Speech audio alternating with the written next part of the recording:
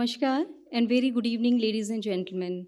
On behalf of the Bharat Bodh Kendra, Habitat Library and Research Center, India Habitat Center, and Indian Council of Philosophical Research, I extend a warm welcome to all present to the discussion in the IHC ICPR Study Circle Lecture Series titled Early Buddhist Philosophy and the Environment.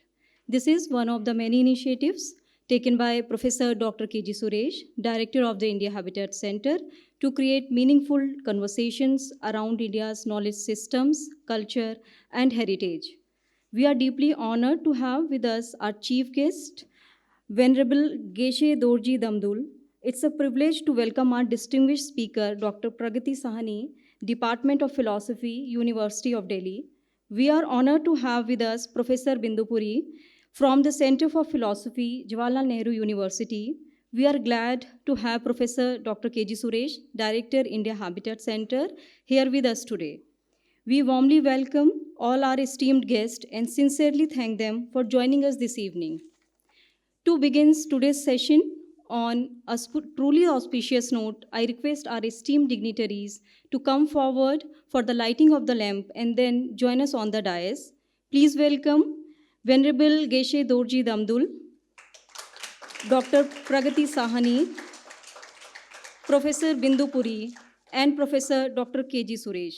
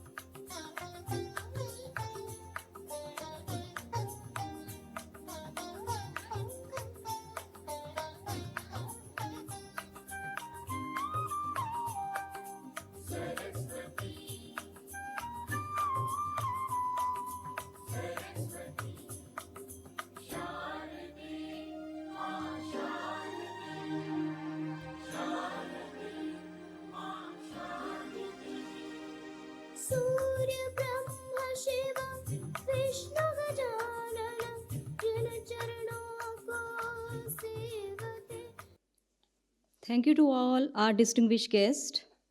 Now I respectfully request Professor Dr. K.G. Suresh, Director IAC, to kindly present the mementos as a humble token of our deep gratitude and appreciation to our distinguished chief guest, Venerable Geshe Dorji Damdul.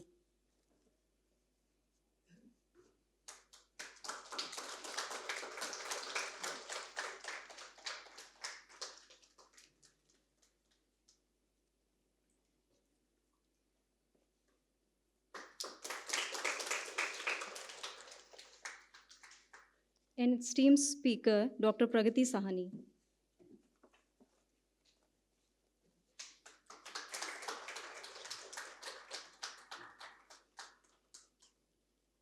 Thank you, sir. I would now like to invite Dr. Bhavani Shankar and Disha to kindly come on the dais and request to kindly take over the proceedings further. Thank you. Hello and good evening, everyone. I am Disha Sija, doctoral candidate, Department of Philosophy, University of Delhi, and I am honored to welcome you all to this distinguished gathering on the occasion of the 6th lecture of the IHC ICPR Study Circle.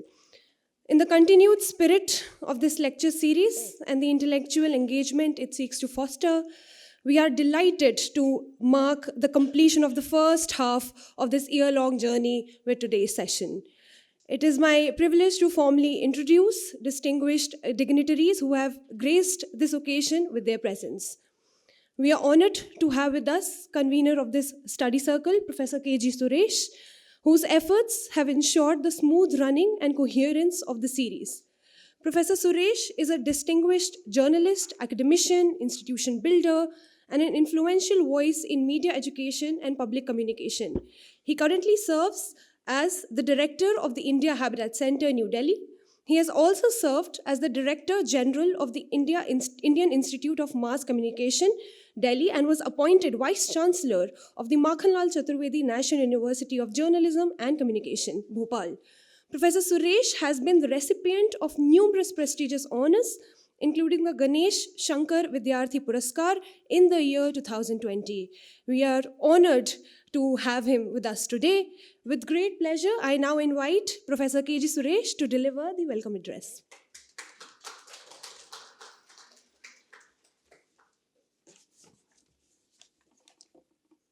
Thank you so much, Disha.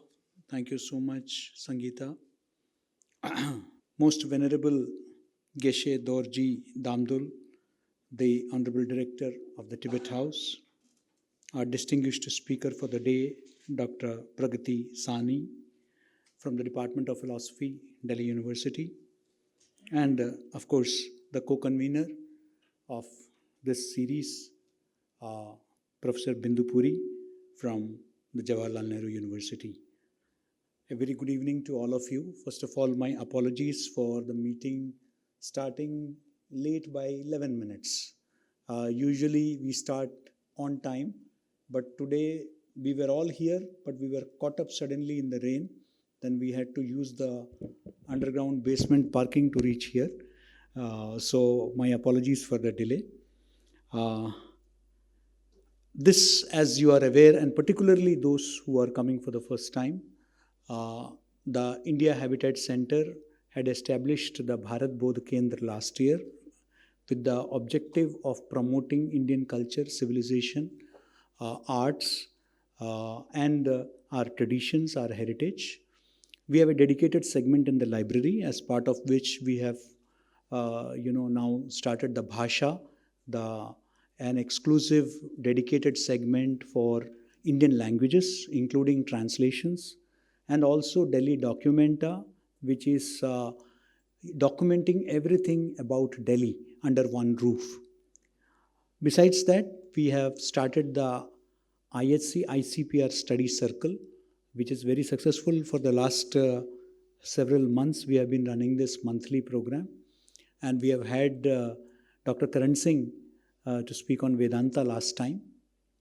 And we are exploring different aspects, right from Rabindranath Tagore to Vedanta to Buddhism. Today, we are also planning series on Jainism, Sikhism, the different aspects of Indian philosophy.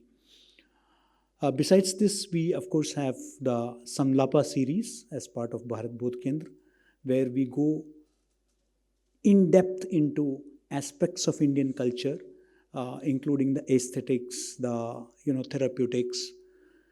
We also have conducted workshops on classics like Natya Shastra, and we are in the process of entering into a collaboration soon with the Indian Council of Historical Research, wherein we hope to have monthly lectures on important aspects of our checkered history. Friends, today's lecture on early Buddhist philosophy and the environment is both timely and profoundly relevant. We are going to celebrate World Environment Day on 5th of June. So this is in the run-up for that.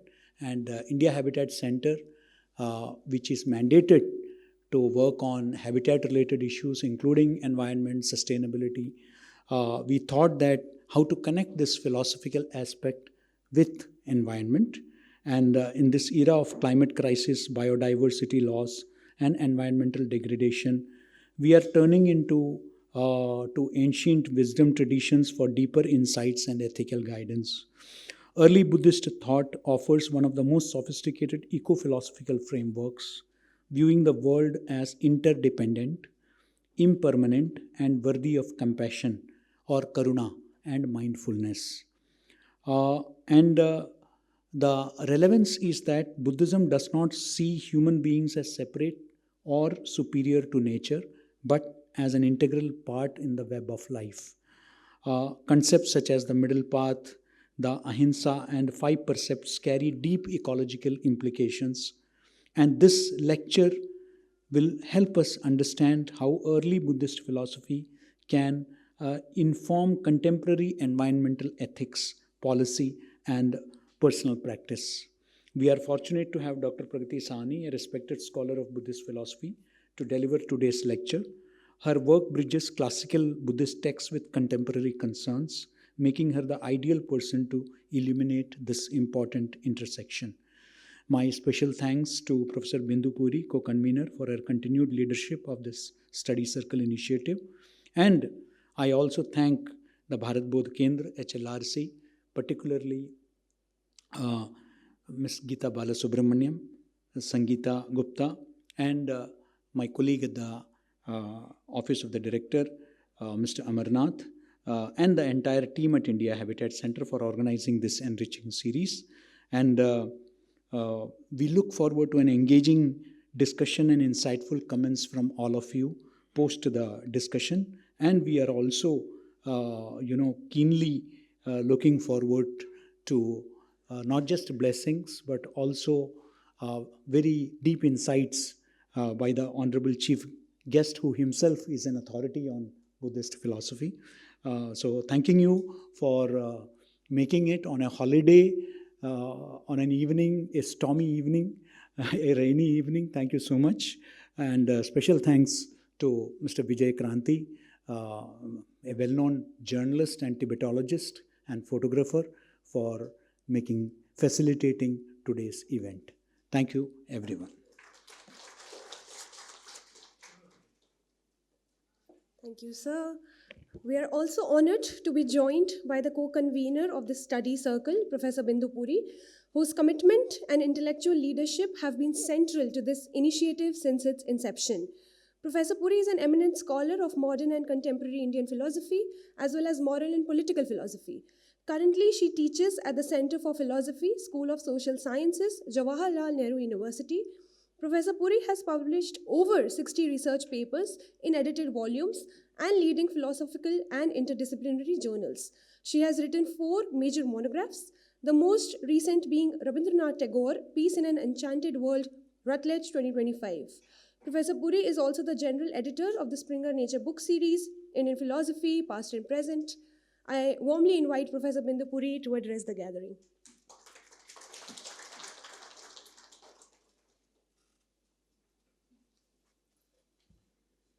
So I'm very happy to welcome everybody to the 6th lecture in the IHC ICPR study circle. And I'd like to take a moment to celebrate the series, which under the auspices of the Bharat Bodh Kendra has brought these wonderful ideas from the Indian philosophical tradition to such a diverse audience at the center. And the series has actually become an expression of the intellectual hospitality of the India Habitat Center, which welcomes not only members, but visitors, students, academics, sometimes even people from other states who come in just for the day to attend a lecture. And it is also part of the great leadership provided by Professor K.G. Suresh, which has made it so inclusive in a multi-dimensional way. By instituting the Bharat Bodh Kendra, he's made room for this series and also for a lot of activities which seek to articulate the Indian tradition in a contemporary context. I'm also really happy to have Pragati here and Venerable Geshe Dorji, Damdul ji, who is going to enlighten us about Buddhist ethics.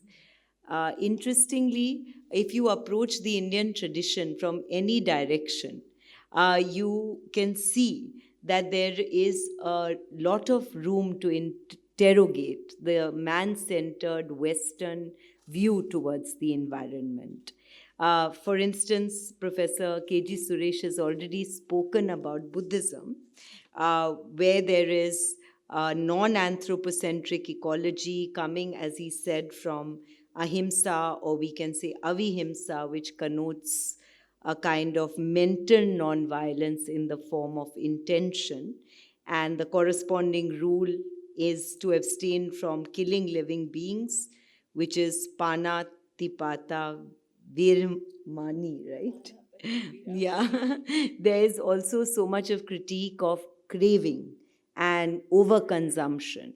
And as Professor K.G. Suresh pointed out, the theory of dependent origination, which makes us aware that everything is dependent on other things.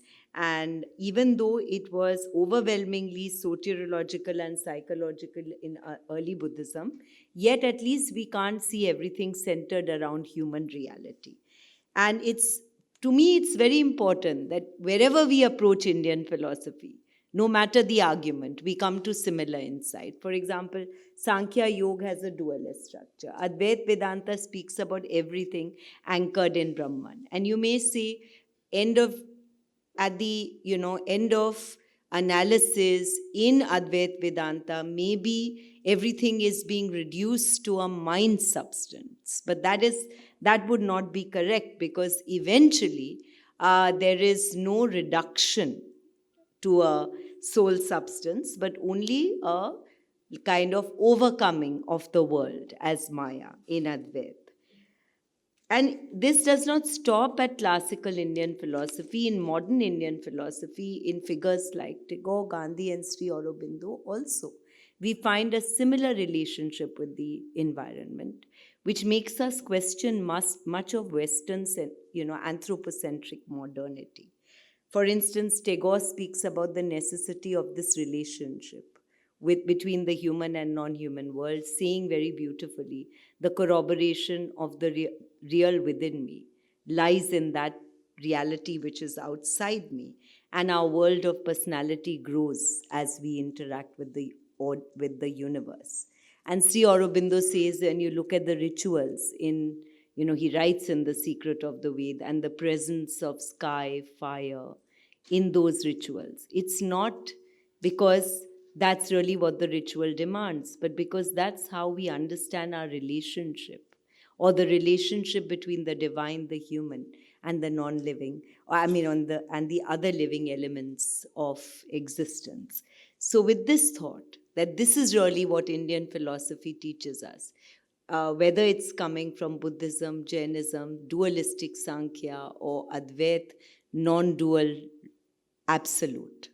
I would like to welcome Pragati Sahni to address us on early Buddhism and the environment. Thank you so much, ma'am. I now invite Dr. Bhavani Shankar to take the proceedings of the evening forward. I am Dr. Bhavani Shankar, a postdoctoral scholar at the Center for Philosophy, Jawaharlal Nehru University. It is my great pleasure to introduce today's speaker, Dr. Pragati Sahni. Dr. Pragati Sahni is an associate professor at the Department of Philosophy, University of Delhi, where she has been teaching for approximately 2 decades. She has completed her PhD from the University of London in 2004. She has been the recipient of the Commonwealth General Fellowship UK from 1999 for 3 years, and of the University Grants Commission Research Fellowship from 1994 for 2 years. She was a visiting professor of Indian Studies at Carleton University, Ottawa, Canada in 2016. Her areas of interest include environmental philosophy, religion, and Buddhist ethics. Several students have completed their research, both PhD and MPhil, under her supervision. She has published widely. She is the author of Environmental Ethics in Buddhism, a Virtue Approach, and has co-authored Understanding Ethics. With a great honor, I now invite Dr. Pragati Sahni to deliver the lecture.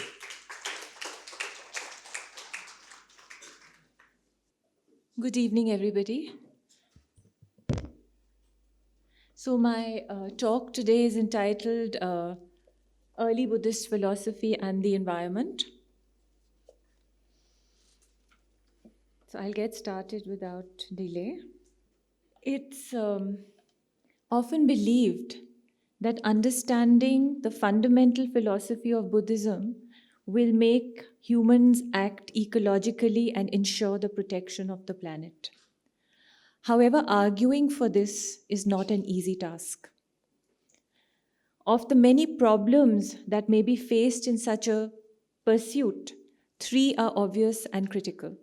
So, in my talk today, I'm going to play the devil's advocate. I want to bring out what does not work for an environmental philosophy, and then eventually go on to establish a position that overcomes these obstacles. So, scholars continue to be critical of Buddhist environmentalism. Of the many, firstly, and I go through three problems. There are several others, but I've picked up three of them.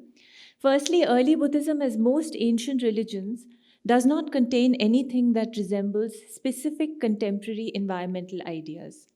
But this problem has not held back scholars, mostly due to the conviction that Buddhist literature contains certain vital truths related to nature and environment that can be utilized for constructing an ethics of environment. For instance, one scholar finds the seed of Buddhist environmentalism in the no self doctrine, whereas another focuses on the doctrine of dependent origination. The second problem is more taxing. A certain other category of scholars find that early Buddhism's focus on spirituality constantly encourages renunciation of the experiential and environmental world. This is aptly observed by the scholar Ian Harris, who finds that though Buddhists may be sympathetic to the environment, their envisioning of life after life as conditioned, impermanent, and suffering ridden makes an environmental ethics hard to sustain. The third problem pertains to environmental related examples that can be found in early Buddhist literature. The treatment of animals and plants, rather than being ecologically beneficial, can at times be interpreted as environmentally derogatory. References to the same natural entity are, moreover, inconsistent. This is particularly relevant in the case of animals whose lives are sometimes glorified and at other times demeaned. Lambert Schmidhausen, while discussing an example where the Buddha advises the practice of universal love or metta or maitri towards snakes, remarks that though it is tempting to develop this into an ecological feature, metta was not extended to animals due to a positive evaluation of tribes and species, but rather because these tribes and species are composed of virtually dangerous individuals that need to be pacified. Thus, scholars face many obstacles in their effort to establish a coherent early Buddhist theory of environmental ethics. I suggest one approach that largely overcomes these difficulties and contextualizes them. The concentration of this approach is on the morality that is found within Buddhist scriptures. The problem of Buddhism negating the world and environment that was identified above then immediately loses force as morality establishes positive relations with the world. I believe the Buddhist position on nature is best understood in the light of an environmental virtue ethics. In this presentation, after stating very briefly how early Buddhist ethics corresponds with the virtue ethical approach, I suggest that the most favorable ethics of environment in Buddhism must also be a form of virtue ethics. To support my thesis, I then consider certain virtues or qualities as laid down by environmental virtue ethicists that are necessary for valuing nature and explain how certain Buddhist virtues resemble these such that they too can be extended to the environment. Legitimate problems that can arise in such a pursuit are then examined at the end of the presentation. So I've picked up a specific approach that counters the problems that were just pointed out. So it seems that largely when I started working in this area, I found that, I went in with a very positive mindset, and I thought that, I did not doubt ever that Buddhism was not environmental.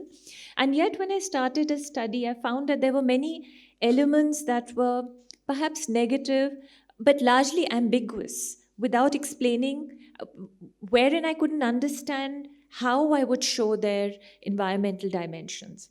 So eventually, in the course of my research, I found that one way in which one could establish and prove an environmental ethics by overcoming the problems that I saw, the ambiguity and the negativity and so on, was through depending on the morality that exists within Buddhist ethics, within Buddhism. So, before I go on, I would also like to explain, and I'll go on to my next slide, what kind of literature I'm looking at. So I'm talking about early Buddhism, and I would like to introduce what early Buddhism is.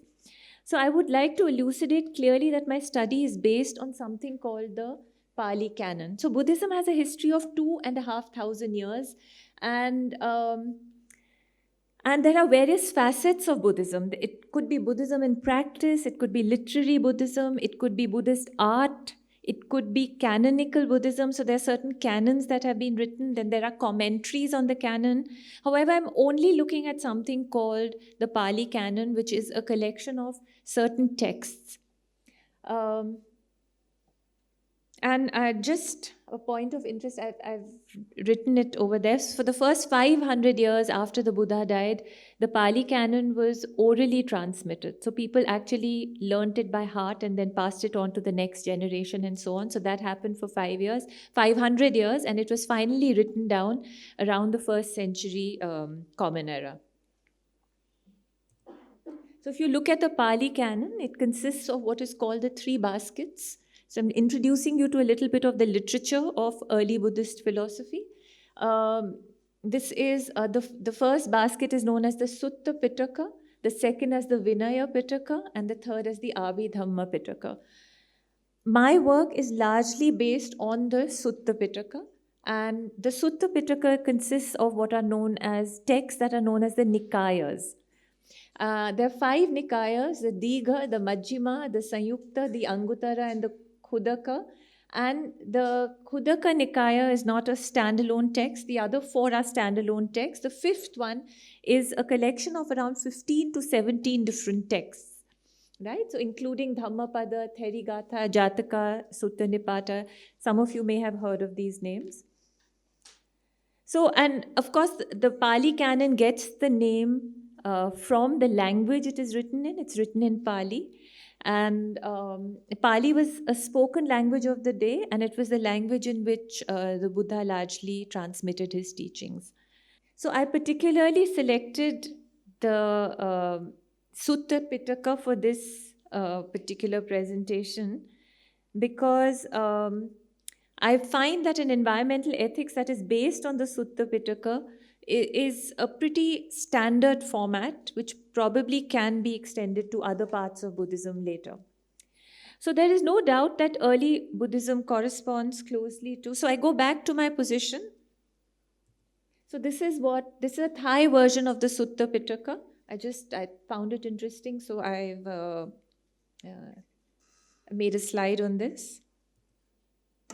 So coming back to my position, which is environmental virtue ethics, there is no doubt that early Buddhism corresponds with a virtue ethics. Okay, so I'll be explaining what a virtue ethics is, and then I'll go on to say why I find that early Buddhism consists of or could be seen to contain an environmental virtue ethics. Technically speaking, a virtue ethics concentrates on the virtues and character of the individual to decide what constitutes morally correct conduct, unlike its normative counterparts, consequentialism and deontology, whose attention is solely on the consequences or rules of the act, respectively. Since early Buddhism's main concern, so I would like to draw attention to the fact that when we undertake a moral act, that means an act that can be judged to be right or wrong, we can look at it in many different ways. One of the ways we can look at a moral act is by judging the consequences. So supposing you have, you've decided to cut a tree because the tree can, help you make some windows in a certain building that you are creating, a school that you're making, right? So the consequence of cutting down the tree is that you're going to give, you've constructed this school building that can educate young children who possibly were studying out, in the open and found it very difficult to do so. So now one can judge this action as right or wrong, was cutting the tree right or wrong based on the consequences of the action. So what outcome did the action lead to? But a virtue ethics approach is slightly different. It looks at the character of the individual. So what is the person like who cut the tree? Is the person, thoughtful? Is the person wise? Has the person reflected on perhaps that they could have used some other material? So all of these things are what what makes us decide whether an action is right or not. So my thesis is that Buddhism is more based on character as opposed to consequences. So this is the point of virtue ethics, and that is why I find that a virtue ethics is a very good fit for Buddhism. Since early Buddhism's main concern more than anything else is the character and conduct of the agent, it can be classified primarily as a form of virtue ethics. Early Buddhism stresses virtue incessantly, and there are constant reminders about staying away from vice. The practice of virtues is woven into some important tenets of Buddhism. The doctrine of karma confirms Buddhism's virtue character by saying it is the agent's intention that makes the action good. In addition, the Eightfold Path, especially its division of ethics or Shila, may be regarded as representing general moral principles that embody virtuous living. The path, in fact, is believed to develop character not only through morality but also through its other two divisions, meditation and insight. So the Eightfold Path is divided into three, it has 8 parts, but they can be classified under 3. That is morality, meditation, and panya or wisdom. So even panya and meditation and wisdom or insight can be closely associated with morality. So there may be 3 aspects of the Eightfold Path, but they are inherently bound together. Everything has to be practiced at the same time. Together, the 3 seek to obliterate the cravings or tanha or trishna, composed of greed, hatred, and delusion that underlies all unwholesome acts and hinders positive character building. Wisdom or panya, often referred to as a virtue, becomes especially important as it directs and leads the virtues, especially in cases of moral dilemmas. Other virtues in Buddhism include, so I'm just naming a few virtues, and also I've got a slide for them. So there's several things that can be classified as virtues in Buddhism. Include sympathy, compassion, universal love, non-injury, modesty, non-covetousness, generosity, among others. In all, virtues form a very important part of Buddhist philosophy because they play a role in getting rid of dukkha that seems to be linked with the destiny of human beings. The practice of virtues, in fact, about Buddhism, it can be said if you have to describe Buddhism in a few words, the best way to describe it would be to say suffering and the end of suffering. So if Buddhism had to be mentioned in 4 or 5 words, I think this is, the most important way in which it can be expressed. The practice of virtues can lead to, among other outcomes, spiritual elevation. The Buddha's teachings imply that there is too much at stake for those who decide to live a life that is not virtuous. The idea that can be drawn from the Nikayas in support of virtue ethics is that a certain character must be cultivated, with the awareness that reaching the perfection of the Buddha is an ongoing, gradual process that may be spread over many lifetimes. Since the early Buddhists, so without going into any further details, if we take it as a given that there is largely, if the Buddhist framework is a virtue ethical framework, then my position becomes easier to prove, which is an environmental virtue ethics. I shall now consider how a case can be made for an environmental virtue ethics based on the Nikayas. Just like a virtue ethics, an environmental virtue ethics concentrates on the character of the agent. Its focus is on considering what sort of person would harm or benefit the environment, and who could be regarded as the most virtuous in relation to the natural world. Since its approach focuses on the agent rather than the action itself or its consequences, it would be appropriate to ask of it agent-based questions, and I quote, what sort of person would destroy natural entities? And what sort of personal qualities are needed for the humane treatment of non-human creatures? Thus, the focus is on personal qualities, and in keeping with this, most environmental virtue ethicists lay down certain virtues or qualities that are required for cultivating a healthy respect for nature. An environmental virtue typically epitomizes an intentional action like a general virtue, but one that is directed towards the well-being of the environment, such that those who possess it and other qualities like it can be said to have an environmentally virtuous character. Whether such virtues or qualities can be found in Buddhism is debated below. One of the first accounts of... So I will be now discussing, after introducing the idea of an environmental virtue ethics, I would like to discuss two environmental virtue ethics that one can find within Buddhism. One of the first accounts of environmental virtue ethics was presented by Thomas Hill Jr. in an article where he spoke of the ideals of human excellence that were needed to preserve natural environments. His method was to consider virtues that were uncontroversially accepted and then associate them with certain environmental virtues to garner support for the latter. Hill connected virtues such as humility, gratitude, and self-acceptance with the caring and valuing of nature. According to Hill, a person without virtues would be unable to act for the sake of environment. In describing humility, for instance, Hill mentions that an individual who lacks humility would be most predisposed to wreck and devastate the natural world. The attitude of arrogance would justify to this person the horrific harm they unleash onto nature to meet their needs. Their needs would appear as most pressing compared to those of others. A person who fails to recognize their limitations and their dependency on nature would be willing to sacrifice natural resources to meet their short-term and selfish ends. Only once humility is cultivated will this individual be open to recognizing and respecting the value of the natural world and undoing selfish attitude. So basically, Thomas E. Hill Jr. says that humility is very important when we are dealing with nature, and humility is interrupted by arrogance, so arrogance has to be removed. My point is that both these concepts of humility and arrogance and a voice against arrogance can be found within Buddhism. Removal of arrogance and cultivation of humility are both suggested in early Buddhism. The term hiri represents a sense of humility or modesty in the Nikayas. It is said that if this virtue is not cultivated, monks will not be able to attain wholesome states and will only decline in this respect. It is also said that those who are not restrained by modesty will not reach the end of suffering. The role of modesty and humility in promoting a virtuous character thus become clear.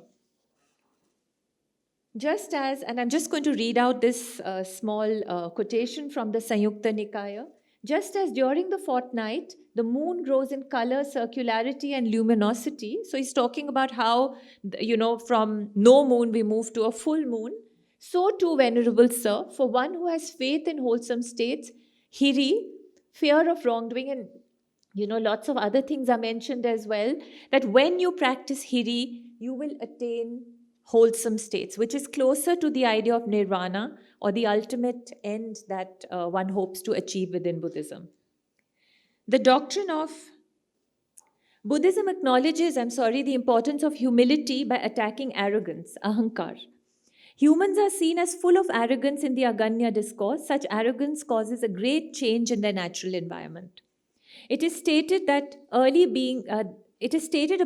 beings in this discourse that by reason of conceit about their appearance and conceit about their birth, the savory earth, this beautiful earth, disappeared. The arrogant actions of human beings affect nature. In addition, early Buddhism contains much on the facts of life, such as disease, decay, old age, sickness, and death, and life is not romanticized. Such reality checks are supportive of humility as well. The doctrine of no self, or anattavad, in Buddhism also seeks to break the arrogance and egoism of humans by saying that there is no self that is everlasting and permanent. The self is simply a combination of 5 factors or khandhas which disintegrate or separate on the death of the person. A Buddhist scholar has commented that in Buddhism, the idea of self is an imaginary false belief. So it's very different from how Vedanta would present the self. The self is, a continuous, eternal entity in the case of Vedanta, but not here at all. The idea of a self is an imaginary false belief, and it produces harmful thoughts of me and mine, selfish desire, craving, attachment, hatred, ill will, and conceit. The Buddha himself implied that only once a person lets go of the idea of the permanent self can he arrive at perfect insight. The plan all along is to get rid of arrogance and conceit that comes with being me. It is this sense of an individual selfish self that, so in every way, as you can see, the idea of arrogance is being, criticized, brought down. Monks are advised to get rid of arrogance any way that they can. So there are various doctrines that support the idea of no arrogance.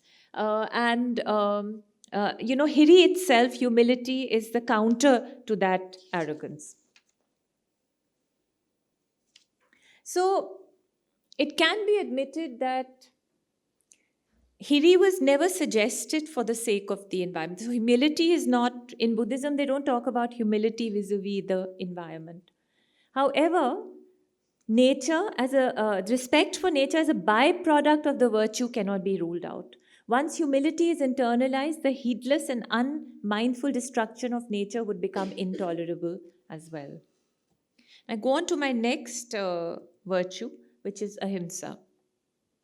In addition to finding equivalence to environmental virtues mentioned by scholars, there are numerous other traits mentioned in early Buddhism that define a virtuous person and at the same time have an influence on the environment.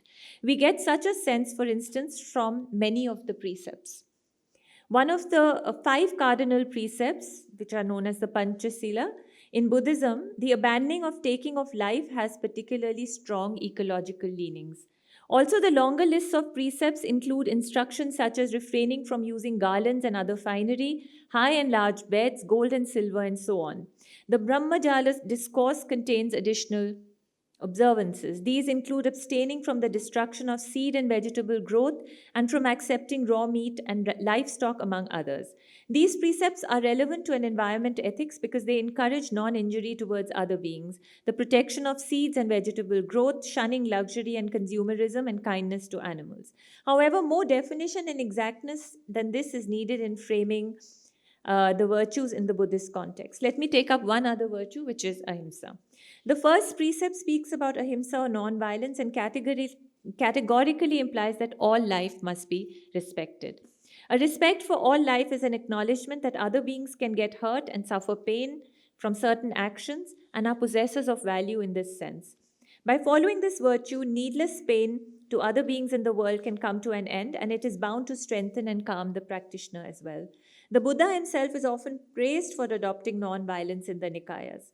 This can be gathered from statements such as the following: having forsaken the destroying of life, now this is talking about the Buddha, the ascetic Gautama abstains from destroying life without stick, without weapon, humble with kindness, he lives with compassion for the welfare of all living beings. And the version of the golden rule, all tremble at the rod, all love light. That means do unto others as you would do to yourself. That's the golden rule. Treating others like oneself, neither kill nor incite to kill. Before going on to some challenges,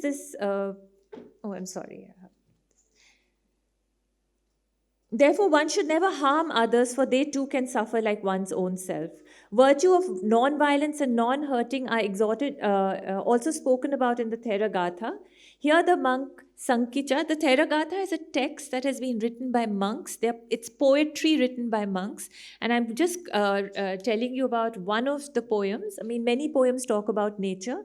So the monk Sankicha admits that he has lived in forests and caves among many wild creatures, but the thought of harming them has never crossed his mind.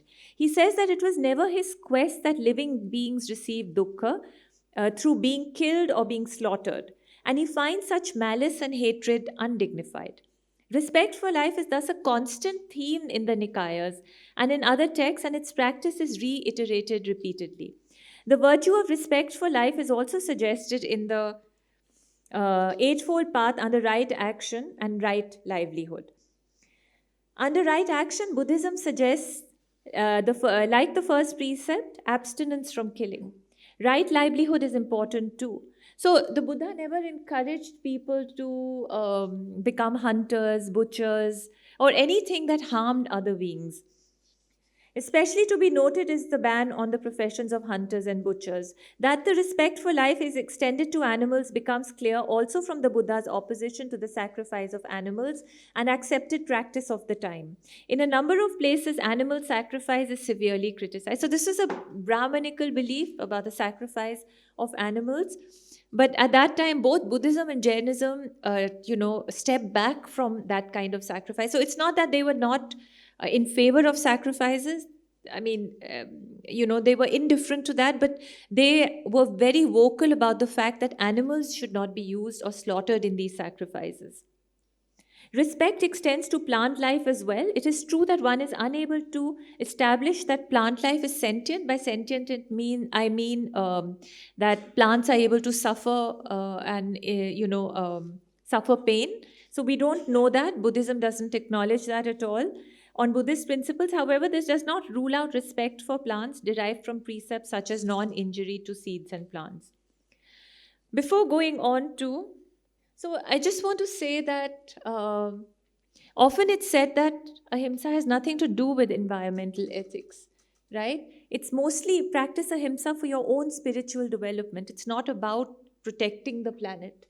However, that would really be missing the point that Buddhism is trying to make, because respect for life as a virtue is intrinsic and encompassing in early Buddhism. Ahimsa is not only related to exemplifying it in scriptures. Rather, it has to be fully integrated into the individual. So as a result of which, because you're acting from ahimsa, because it's so inherently part of you, once you start to transform yourself, you would be unable to destroy even animals and plants. Before going on to some challenges this position may face, it is also important to consider some vices. I've already shown you a list of the vices. Arrogance was mentioned earlier and can be parallelly considered an environmental vice. In several places, mental defilements such as covetousness, greed, ill will, avarice, and egoism are mentioned.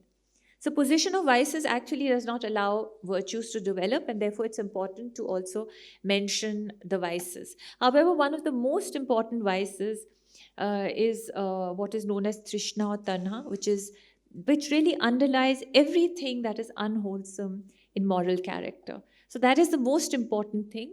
And its quality is delusional. It's about ignorance. So because we don't see the character of reality, we are taken in by things like, consumerism, ditthi, false ideas, and so on. So once again, though the ecological role of vices remains unexpressed in the Nikayas, there is no doubt that their presence is contraindicative to an environmental virtue ethics. So having examined the idea of an environmental virtue ethics, I have to say that it's not that it is not without problems. Even this position can face some challenges. One possible objection is that Buddhism's definition of a virtuous disposition may not reveal the best way forward, because there is no particular definition of an environmental virtue ethic, so we will not know what is it that we need to follow. Cultivation of environmental concern, of course, is an accidental development. As a result, ambiguity could be quite extensive. Secondly, since the texts do not specify environmental virtues, the agent can harm the environment and yet be virtuous. For instance, he could build a hotel in an environmentally sensitive area and be very kind and generous otherwise. So here we have compassion, kindness on the one side, and we have the capitalist tendency, but tree cutting and building in an environmentally sensitive zone. Another objection is that there may be some vagueness about how a dispute is to be settled between two virtues. And there are not enough examples in the Buddhist scriptures that would help us to solve these problems. But all of the objections that I have just brought out can be addressed to a certain extent. It is true that obscurity about the definition of environmental virtues is a problem, but this need not hold back the process of looking at each virtue individually to determine its nature and possible environmental character. This would be a time-consuming but ultimately rewarding process. So go through the virtues and see whether they have an environmental character. Furthermore, that the virtuous person will make a choice that is not opposed to environmental causes can be seen from the case of the Buddha. Despite not having an obvious environmental agenda, the environment was not an issue at the time of the Buddha. So it was not something that was of concern at the time. All his actions are, in a sense, not against the environment at all. All the major events of his life relate to natural surroundings, whether it's his birth, his enlightenment, his first sermon, and even his death. Based on this, it can be said that a virtuous person is unlikely to harm the environment. The third and most serious objection is when virtues conflict. Bindu, do I have a few more minutes? Okay, I'm winding up now. So, just to say that sometimes we can't decide between two different virtues. So, I've taken the example of meat eating. There is a sutta called the Jivaka Sutta in the Majjhima Nikaya, where the Buddha is allowing his monks to accept meat as alms. The problem is that if you can eat meat, if Buddha is allowing monks to eat meat, then where does this leave the precept of ahimsa? So are we expected to kill the animal, or are we supposed to practice ahimsa towards the animal, right? So I'll just go to the next slide. So this is what the Jivaka Sutta says. So Jivaka Sutta simply says that monks can accept meat, but it also goes on to say that, it gives detailed description of how many unwholesome acts you will be doing when you do kill an animal. So meat eating was not something that was taken lightly by the Buddha. The example suggests that a person must rise above duality of choices. So it's not about picking this or that. Actually, the Jivaka Sutta is about non-attachment. If the monk is attached to meat eating and is looking into his bowl and deciding whether he wants to eat this or that, he's going to get more and more attached to things of the world. So the Jivaka Sutta is actually not about meat eating, it is about non-attachment. So one has to see Buddhist dilemmas such as this in the light of non-duality, that there is something that is being brought out through these instructions, and one has to understand what that is. So it can be assumed, however, that even qualified permission weakens categorical ahimsa. So basically, and I'm quoting from a scholar here, that ultimately Buddhism teaches that the nature of good conduct is subtle and complex, so complex that it precisely cannot be solved by reference to precepts and rules of conduct. So we really have to get to the soul of the matter to understand what is to be done. Finally, there is an overwhelming presence of virtues in Buddhism that have a wide application. It may be true that the context of these virtues relates to a spiritual agenda, and that the classification in terms of virtue ethics and contemporary environmental discourse is difficult, but the virtues also point to a way of life. They point to character building and appeal to that which is good and noble and honorable, and I have only sought to make this my point of focus. So I'll end over here. Thank you so much.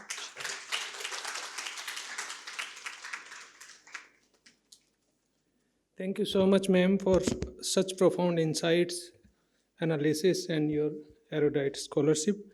Now it's our great pleasure to have Venerable Geshe Dorji Damdul on the dais. Venerable Geshe Dorji Damdul is serving as the director of the Tibet House, the cultural center of His Holiness the Dalai Lama in New Delhi since 2011. After completing 15 years of study in Buddhist philosophy at the Institute of Buddhist Dialectics, Dharamshala, and Depung Lodgeling Monastic University, Mundgod, he has received his Geshe Larampa degree, which is equivalent to PhD with distinction, in 2002, subsequently joining Gyudmed Monastic College, Hunsur, for a year. In 2003, the Office of His Holiness Dalai Lama sent Venerable Geshe Damdul to Cambridge University for proficiency studies in the English language, during which time he was a visiting fellow at Girton College, Cambridge University. After his return, he served as the interpreter and translator to His Holiness the Dalai Lama. He was assigned to work on His Holiness the Dalai Lama's book, Emotional Awareness, co-authored with Professor Paul Ekman. Thereafter, inaugurated by His Holiness the Dalai Lama in the year 2016, numerous academic study courses were launched by Geshe under the umbrella of Nalanda Buddhist philosophy studies. These courses attracted over 10,500 students from more than 104 countries. The teachings given by Venerable Geshe Damdul comprises a total of 28 volumes. These and much else makes him a uniquely loved teacher of Dharma who effortlessly weaves tradition and modernity. Without further ado, I now welcome Venerable Geshe Dorji Damdul to the podium to enlighten us with his discourse. Good evening, all of you. Respected Professor K.G. Suresh and our speaker, Dr. Pragati Sahni ji, and Dr. Bindu Puri ji, and my dear friend, Vijay Krandi ji, and the Assistant Director of the India Center, and all the participants here. In fact, I'd like to, I've just 15 minutes and I'll make it a little quick. First, let me just look at the screen. You will see what is meant by, what should be the environment or environmental ethics for what? So what is meant by that? Is it just to maintain the environment that we already have as it is? So then you will realize that 15 billion years ago, the world environment that we have now was not like this before. It was just a tiny dot known as singularity, Big Bang singularity, and it kept evolving. So within the last 4.6 billion years, then a solar system ejected out of Milky Way galaxy, and the Milky Way galaxy itself also came out from this singularity, and all these 9 planets, or the 8 planets, they came out of the sun. So this was the story, and then it's going on. Now the question is, what is meant by environmental ethics? Is it to do with the just maintaining what it is and then not adulterate it? But this is not possible. So you will see through the slides that, in short, to make it very quick, that the ethics is all related to the benefit of the beings. And the scholars of the year, I truly, particularly going through Dr. Pragati Sahni's the book, I really enjoyed reading that. She has been extremely objective in her approach, bringing the viewpoints of the different scholars, and reading all these things. I see, like, say, some scholars going to the extreme of saying that, oh, Buddhism is about the salvation, nirvana, soteriological, the purposes. Others said, no, it has nothing to do with the cosmos, what I call it, centrism. Instead, it is anthropocentrism. So where the taking care of the ethics should not be anthropocentrism. So all these different views are coming up, and just let me make the point very straight, that the ethics, the question that is ordered, as the Dalai Lama says, is that, for example, you have your own house, you don't feel compassion to your house, but you take care of your house. So the planet Earth, it is a reality, it's like a house for us. Whether we like it or not, this is the only house, this is the only home that we have. We have to take care of this. So how to take care of this? The system, the code of conduct by which to take care of this is known as environmental ethics. So with this mind, if you look at this is from UNO Environment Program. So when it says safeguarding the environment for future generations, it's about the benefit of the beings. Today's generation, the future generation. Okay, it's beautiful. I did not make it like this. So it moved to this computer and then it becomes so beautiful. It's amazing. Okay, I don't want to waste too much of time. The last bit, I don't think you can read it. I'll read it for you. With a workforce of nearly 3,000 people across 41 countries and territories, UNEP's United Nations Environment, the program's mission is to inform, enable, and inspire nations and peoples to improve the quality of life while safeguarding the environment for future generations. It's all about the benefit of the beings. It's not about the human beings first or the environment first. An environment should be taken care of because the human beings need them, and the human beings are needed for the environment is needed for the human beings. So there's a mutuality of dependency. This is a reality. So accepting that, we have to take care of the ecology. So how to take care of the ecology? That is known as the ecological ethics or the environmental ethics. So next here, this is what I showed you, what I explained to you before. So just to say that, we should not adulterate or we should not alter anything about the world, this is totally impractical. If you look at this, extreme left, that is the Big Bang. And then extreme right, this is where we are today. The span between the Big Bang to the extreme left to the extreme right, this is, some scientists say, 15 billion years. 15 billion years of constant evolution change there. So it's not possible. But whatever we have to sustain it for the benefit of the well-being of the beings today and of the future. So, for example, like, say, in Buddhism, it has multiple facets, like the physics. It goes how it discusses the points with physics, the ontological reality, the microcosm, macrocosm. The physics talk about the quantum mechanics, relativity theory, and Buddhist philosophy talks about the ultimate truth, conventional truth, and so forth. And likewise, so for example here, this is where His Holiness the Dalai Lama is having an interaction with the Nobel laureate, Professor Anton. I don't want to go too much into this. It's about the double slit experiment, quantum mechanics. So, and then likewise, say, Buddhism talking about the psychology, the psyche, about a psyche, and taking into consideration what the Charles Darwin, what he taught about the selection, the human evolution. So we see that all these diverse topics are being discussed, and then whether or not there's a specific text known as the environmental ethics in Buddhism, Buddhist environmental ethics. So I would say that the Buddha was actually being so practical, dealing with all these issues. When the issues come, Buddha responded. So what kind of issues? I'll quickly share with you some of the anecdotes. So there, as Professor Pragati and I indicated about the Prakriti, about the dependent origination. In Sanskrit, it is Pratit Samutpat concept, dependent origination. Look at the wheels, they're all dependent on each other. So we cannot say that one wheel is more important over the other. One wheel stops, all the wheels stop. Whichever wheel stops, all the wheels stop. This is known as Pratit Samutpat, and in Pali, Patika Samutpata.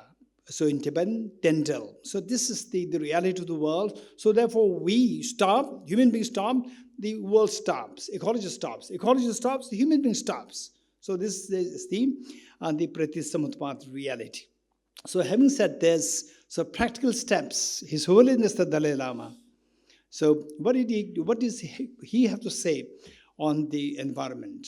So practical steps towards protection of the environment. So here we have the Nobel laureates, the Betty, and then the Polish Nobel laureate. So let me read what his son has said. Similarly, our planet is our house, and we must keep it in order and take care of it if we are genuinely concerned about happiness for ourselves, our children, our friends, our sentient beings who share this great house with us. If we think of the planet as our house or our Mother Earth, we automatically feel concern for our environment. Today, we understand that the future of humanity very much depends on a planet, and that the future of the planet very much depends on humanity. But this has not always been so clear to us. Until now, you see, Mother Earth has somehow tolerated sloppy house habits, but now human use, population, and technology have reached that certain stage where Mother Earth no longer accepts our presence with silence. In many ways, she is now telling us, my children are behaving badly. She's warning us that there are limits to our actions. So this is His Holiness's approach of the environment and the Buddha's approach to the environment. If you look at our speaker, Professor Pragati, what he mentioned is primarily from the Sutta Pitaka or the Sutra Pitaka. There is actually more you find in the Vinaya Pitaka. In the Vinaya, it's all about the ethics. The ethics, and I would just cite some examples. For example, like let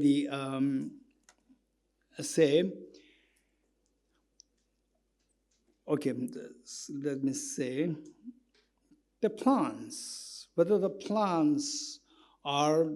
we should, the plants, how do we deal with the plants and the trees, the environment, and so forth. So should we cut the trees, not cut the trees, cut the plants, not cut the plants, and so forth. So we see that Buddha made many rules, and rules are based on the reality, current reality. And where the reality is such that we have to, and keep in mind that just imagine that when it comes to the environmental ethics, I would say that Buddhism is nothing really special as such. I would say even the Hindus, the Samkhyas, Vedanta, Christianity, Islam, Jainism, Judaism, Baha'i, Zoroastrianism, even the non-believers, any sensible person from any religious background or no religious background, that person, very compassionate heart, very sensible, I would say that people will all agree with this ethics. What is that ethics? For example, like with the usage of the trees, even the mining and so forth. So he always talk about the renewable energy and non-renewable energy. So mining is all mining and the petroleum. So these are all the non-renewable energies. So there, if you don't use them, the 8 billion human beings are going to suffer. So we should be very practical. So the approach of the Buddha is to be very practical, to use it. At the same time, when will the access happen? When the greeds creep in. When the greeds creep in, then the access happens. Then the exploitation happens. So that is being discouraged. That is unethical. So where you use what is required. So the Mahatma Gandhi said what? That there's enough the world has for the need of the people, but there's not enough for the world for the want of the people. So this is so important. So therefore, what I'm saying is that this is about the ethics. So with this in mind, for example, like say the mediating, which Professor Pragati indicated, that the Buddha is extremely particular. So there was two choices. One, to be extremely finicky. To say that, no, I don't eat meat. And those days, the monks go for alms round. And the people, they're not like today. Today, the facility is just amazing. In those days, 2,500 years ago, even the lay householders, they do not have enough to eat. Maybe the king's queens, they have a lot, but the ordinary people, they don't have. Whatever they have, they share this with the monks and nuns. So the Buddha said, don't be too finicky, don't be too picky. Said, I don't eat this, I don't eat that, and so forth.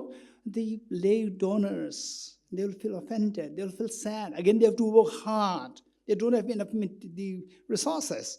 So just accept whatever you eat. But the Buddha continued by saying that if you are served the non-veg, then make sure that this meat is freed of 3 stains. 3 stains, because the teaching of the Buddha is grounded on compassion.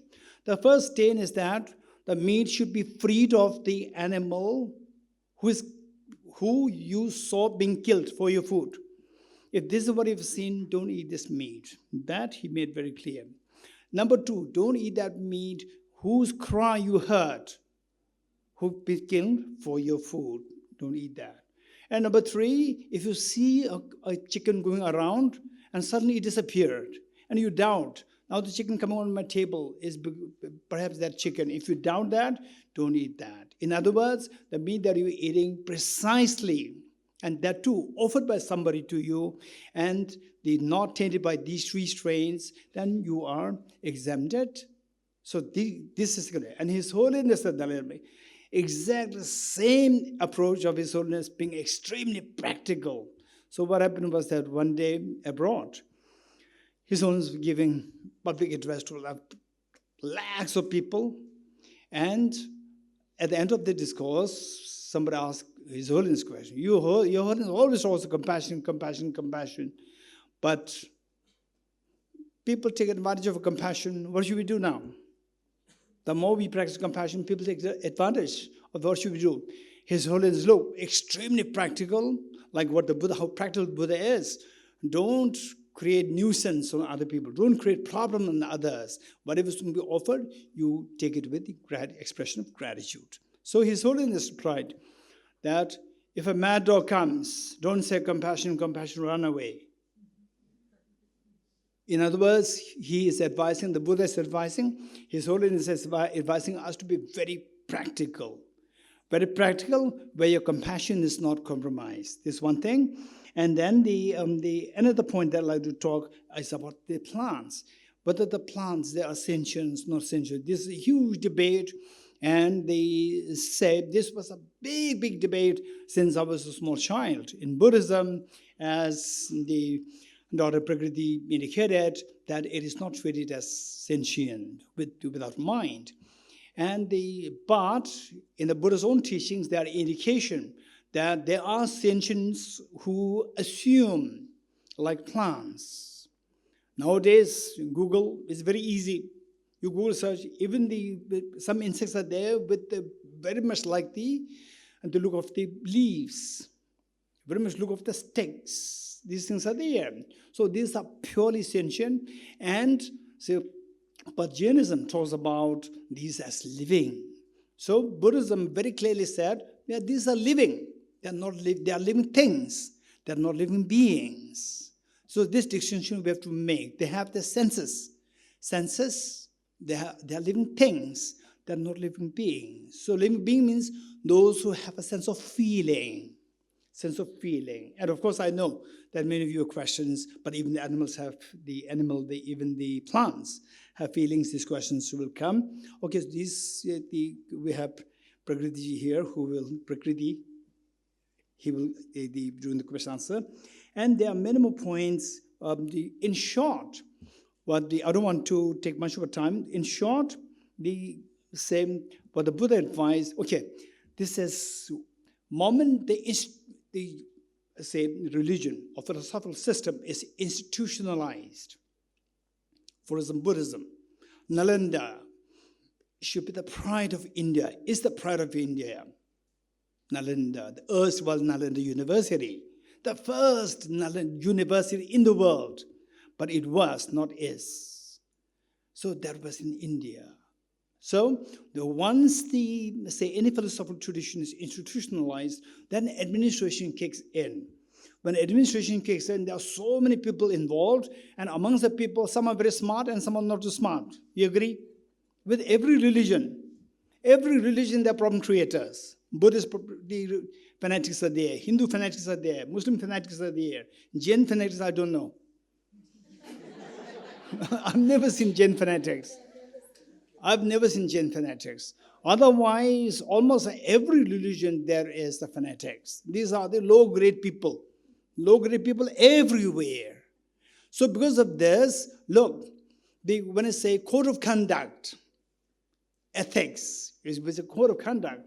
So there, when the Buddha was making these rules, regulations, Buddha has to keep in mind not only the smart people, also the average people, mediocre people. He should keep that in mind. So what happened? Look. So this is what happened everywhere. Even in the ants. Some are very smart, some are very stupid. Even the ants. You have not noticed that. I was always sensing that the ants are so smart. Where you put the pieces of bread, Then they sense it. They're so smart. One day I checked if they're really smart or not. So on the windowsill, I put a little bit of sugar piece there. And then some ants came there. Some ants, meaning 10, 20 came. And then particularly the one who I can see, this is the leader, maybe the director. So I removed that, kept it somewhere else. And others, I just checked how smart they are. They were totally lost. They even cannot go back. Once they're put back, they cannot come back. They even don't know how to come back.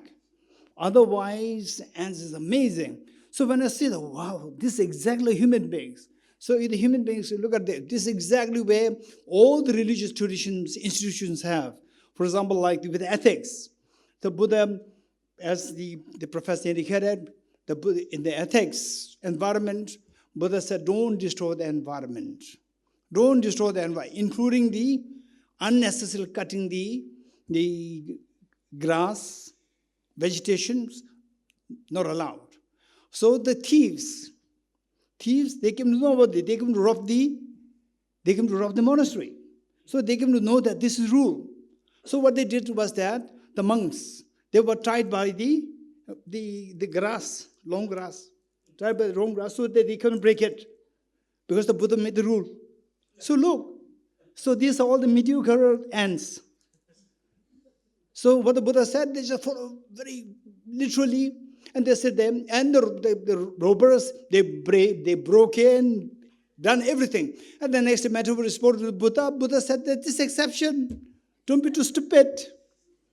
So look, so what I'm saying, all the ethics, when the ethics, rules, regulations are created, particularly whatever in context of environment, whatever, when the people who make these rules, they have to keep in mind, not only smart people, average people, everyone is brought into consideration. Only then these rules are created. Where those rules are made only for the intelligent people, other people will not understand this.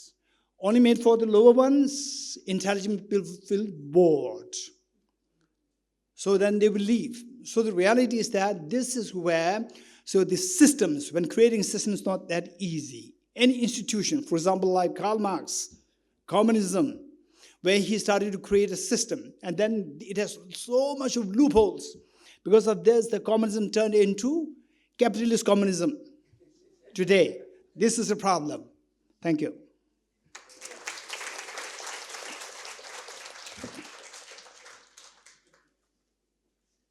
Thank you, Venerable Geshe Dorji Damdul, for your blessed presence and for sharing extraordinary insights and bringing in realism and practicality to the discourse.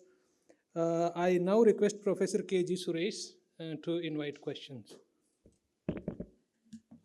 Since we are running out of time, we have time only for 2 questions. After that, of course, once the program gets over, you can have informal interaction. So 2 questions, please.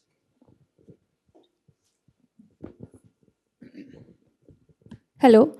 Thank you so much for the enlightening talk. Ma'am, the concept of compassion, metta, that you talked about, can that be extended to non-living or non-sentient beings like land, water, mountains, etc.? Or could it only be limited to beings who are suffering? That's my question. Somewhat to plants. So Buddhism does not say, at least in the Pali canon, does not say much about material entities. So they speak about, the elements of earth, water, fire, air, which is quite standard across all Indian philosophical traditions, to speak about the elements, but they talk about them in the sense of elements. So there are some examples in the text where, they have acknowledged the fact that there's water and that water causes flooding and so on. But it's just simply an acknowledgement of the presence of the elements. So they don't proceed further with that. But having said that, on the other hand, I mentioned to you the Theragatha, where monks are talking about the beauty of nature. So they talk about, beautiful water bodies, and they talk about, and they say that they don't want to spoil anything that they see around them. So they talk about these groves of trees, the birds flying over, the mountains in the distance, the pool of water that is around them, and they're really appreciating that without really destroying anything. So I guess if you could in a way look at it as compassion, but it's not. The term compassion applies to suffering beings, and they don't acknowledge the suffering of the elements, really. Okay, thank you, ma'am. Venerable Damdul, thank you very much for this wonderful windowsill story that you told us. You know, the one where you put the ants up against each other for a cube of sugar. So when you took the leader out, and this is a lesson in leadership. So my question comes from there. Would you consider the great Ashok as a leader of Buddhism, and what would have happened to the Buddhist ants if he hadn't conquered Kalinga?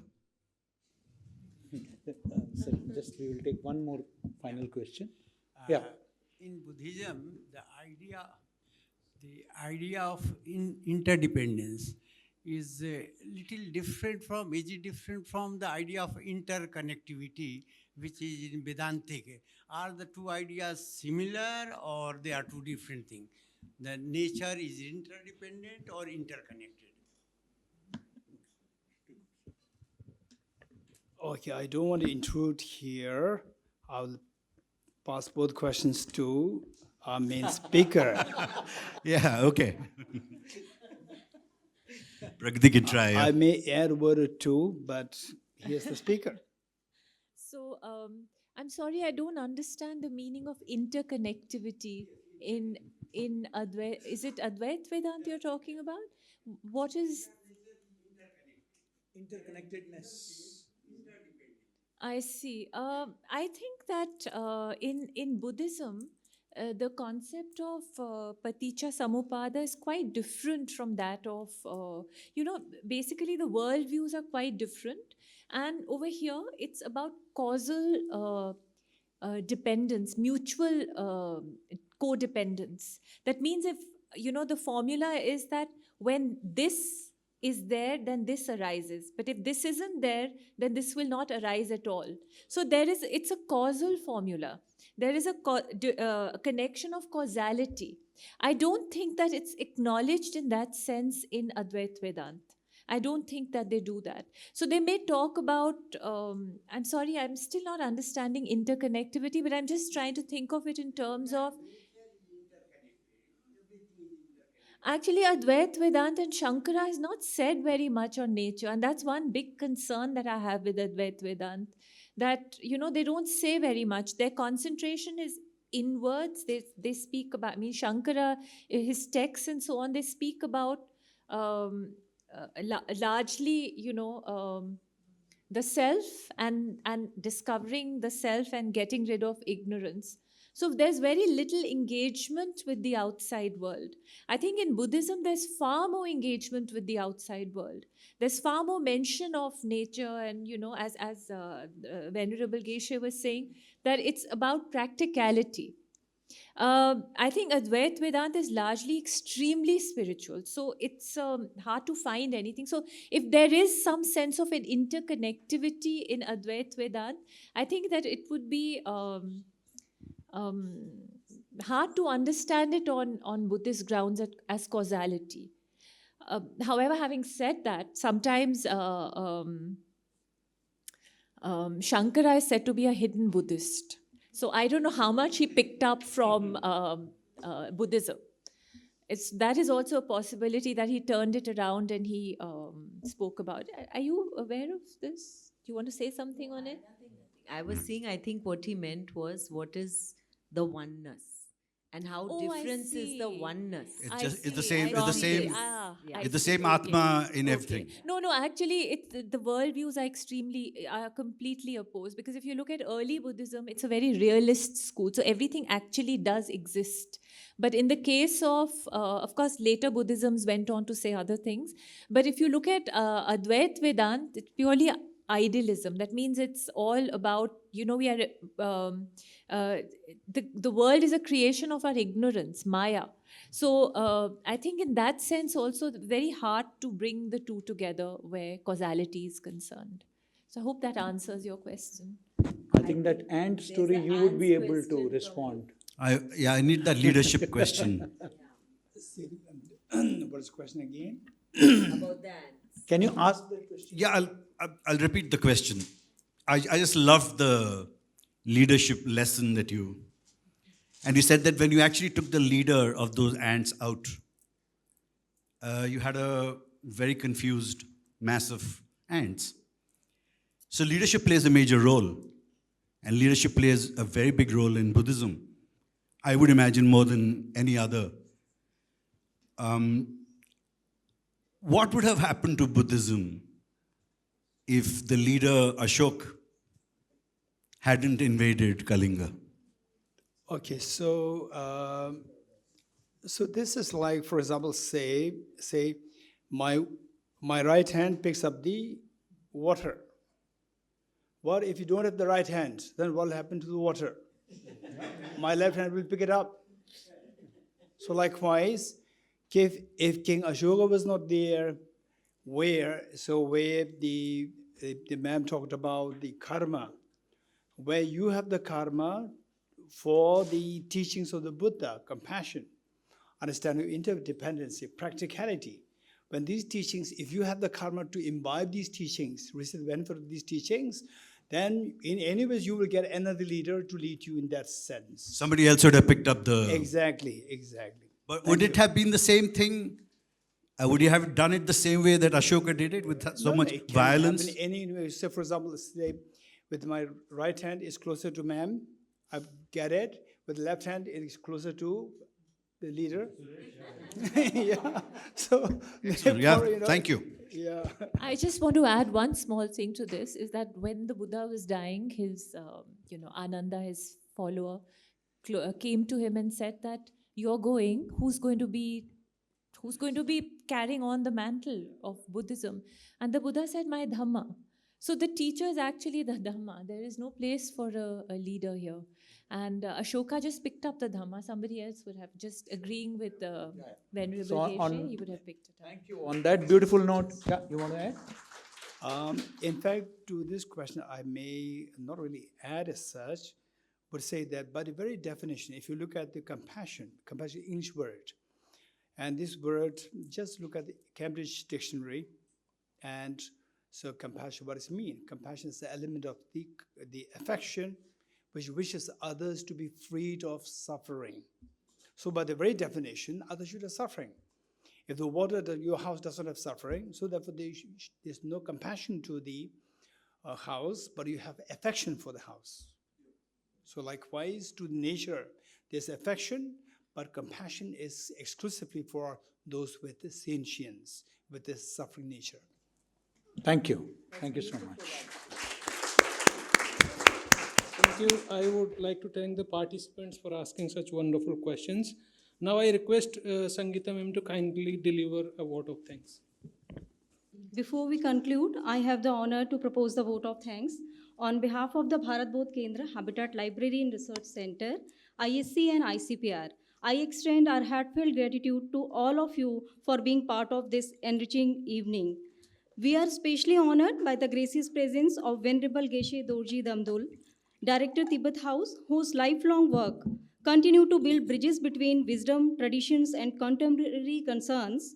His thoughts reminded us that the relationship between human beings and nature is not merely ecological, but also ethical, philosophical, and deeply spiritual.